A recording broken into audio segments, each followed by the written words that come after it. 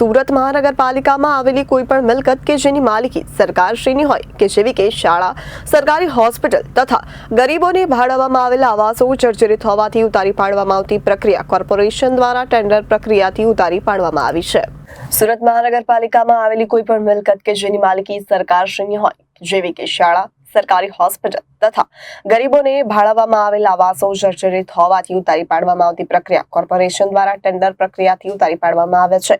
જે તે સમયે ઠરાવ બાબતે ઉતારી પાડવામાં આવેલ મિલકતનું છારું સુરત ગ્રીન પ્રિસ્ક્રિપ્ટ પ્રાઇવેટ લિમિટેડને આપવામાં આવે તેવો ઠરાવ થયેલ છે। જે ઠરાવ નંબર 592/2016 તારીખ 31/3/2016 મુજબ 20 વર્ષ માટેના કાયદા મુજબ આપવામાં આવેલ છે, પરંતુ વિસ્તાર આવાસ ફાયર સ્ટેશન પાસે આવેલું છે, જેનું છારું પ્રાઇવેટ માણસોને વેચી દેવામાં આવે છે, જેનું મસ્ત મોટી રકમ કોન્ટ્રાક્ટર ધવાર દ્વારા મેળવી લેવામાં આવે છે। આ પ્રક્રિયા સુરત મહાનગરપાલિકાનું મોટું નુકસાન થઈ શકે તેમ છે।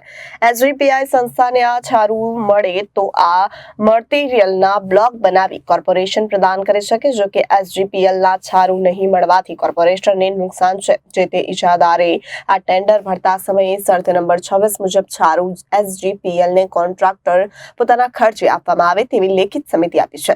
તેમ છતાં કોન્ટ્રાક્ટર દ્વારા અન્ય વ્યક્તિને વેચી સુરત મહાનગરપાલિકા સાથે છેતરપિંડી કરી રહ્યા છે। Reporter Hitesh Prajapati, Janadesh news, Surat.